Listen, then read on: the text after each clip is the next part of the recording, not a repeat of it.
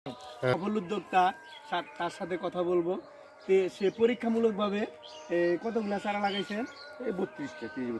32টা 30টা চারা লাগাইছে।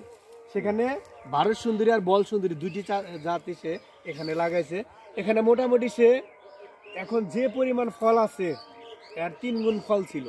সে এখান থেকে সে প্রতিটা গাছে 100 থেকে 120 কেজি ফলন হয়েছে এবং কি সে 80,000 টাকা অলরেডি বিক্রি করে ফেলছে। আর দেখেন বাজার থেকে যদি আপনারা কিনে খান, আমার মনে হয় যে এত পরিপক্ক, এত মিষ্টি যদি আপনি কখনো না খান তাহলে বুঝতে পারবেন না। আর যদি আপনাদের এই যদি কোনো ফ্রেশ একবার মেডিসিন মুক্ত যদি কোনো একবারে পিওর কোনো বল সুন্দরী বা ভারত সুন্দরী ফল পেতে চান তাহলে এই রুহুল ভাইয়ের সাথে যোগাযোগ করেন, কিংবা আমার সাথে যোগাযোগ করলে আমি তার কন্ট্যাক্ট নাম্বারটা দিয়ে দিব, আপনারা এই বড়িগুলা নিতে পারেন। এবং কি নির্দ্বিধায় এবং এত মিষ্টি যে সে মিষ্টিকেও হার মানিয়ে দিবে।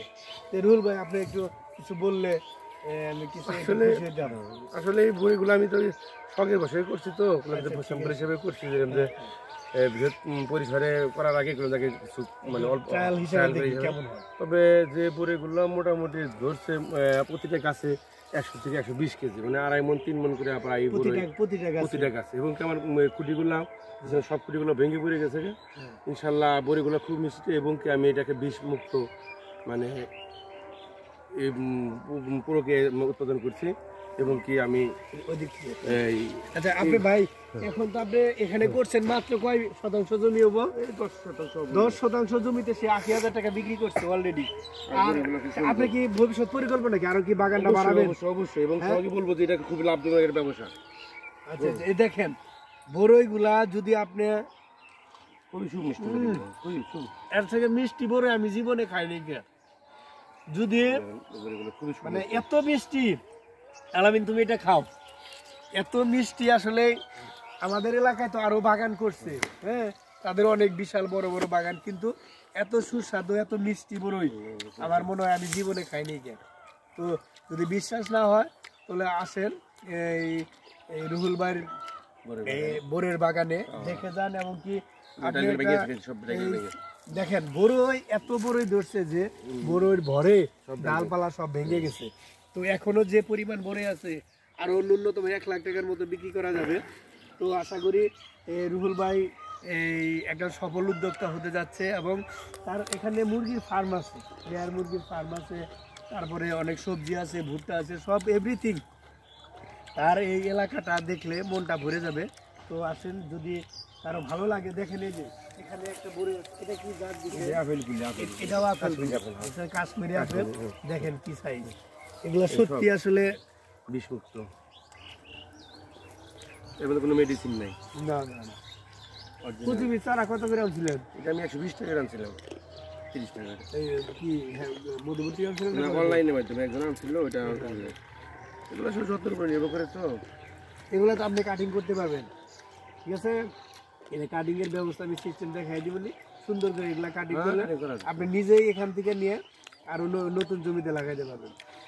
তো আসলে শুনেন এখানে আসলে আমাদের সহযোগিতা করার মতো কিছু নেই। তুমি যদি আপনি যদি আরো বড় পরিসরে করতে চান তাহলে আপনার জন্য আমি সহযোগিতা যতটুকু পারি আমি কৃষি ডিপার্টমেন্টের পক্ষ থেকে আপনার আমি আশ্বস্ত করতে চাই, অবশ্যই আপনাকে আমি সহযোগিতা করবো। তাহলে এটা আপনি আরো সামনে কত বিঘা বাড়াতে চান, করতে চান? আমি প্রায় 10 বিঘা, আমি প্রায় 1 বিঘা জমিতে আমি আপাতত 1 বিঘা। অসংখ্য ধন্যবাদ এই রুহুল ভাইকে তার এই সুন্দর এই বাগান দেখার জন্য। আসলে গল্পের জিনিস না এটা, আসলে না না না তুমি মাথায় নষ্ট যাবো গাই বড়িগুলো খাইলে পাকে নাই।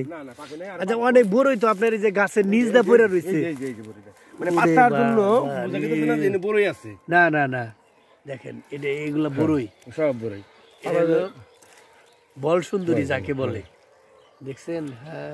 অসাধারণ অসাধারণ। ওটি পাকছে মনে হয়, মানে পাকছে না, পাকা পাকা ধরছে।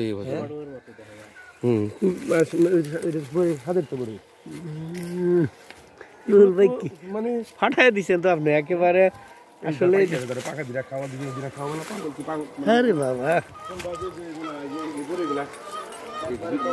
দুজন দিরে বড়ি খাবলা তোমার জন্য হাট থেকে কোনদিন কিনা খাইনি এরকম করে না না না এরকম বড়ি তো পাওয়া যায় না গিয়া ওটা দুজন দিরে বড়ি খাবলা আমি করে বড়ি কোথাও আমি করে বড়ি উঠাই দিই তোমাকে পুরা টমেটো ভাবি না ব্যাগের মধ্যে উঠাইতেছে মনে হয়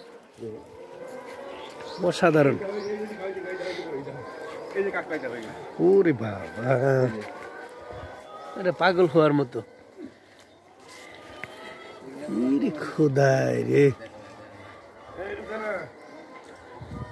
অসাধারণ এটা ধরো তো এটা উঠাই দাও জালটা উঠে এই রুহুল ভাই আপনার কত টাকা খরচ হয়েছে এখানে না কত করে দেবো 4000 টাকা আনছিল আমার আচ্ছা আচ্ছা আচ্ছা রুহুল ভাই আরো কিছু বলার আছে আপনার আচ্ছা ঠিক আছে ভাই আগামী আমি আর একটা কথা শুনতে পাচ্ছি যে মনে হয় যে আপনি এই কি জান রাজনৈতিকভাবে অনেক সক্রিয় আছেন তো ভবিষ্যৎ সম্ভাবনা আপনার যা শুনতেছি মানুষের মুখে এটা কি সত্য আচ্ছা আচ্ছা আলহামদুলিল্লাহ ভাই আপনাকে অসংখ্য ধন্যবাদ ভালো থাকেন হ্যাঁ আসসালামু আলাইকুম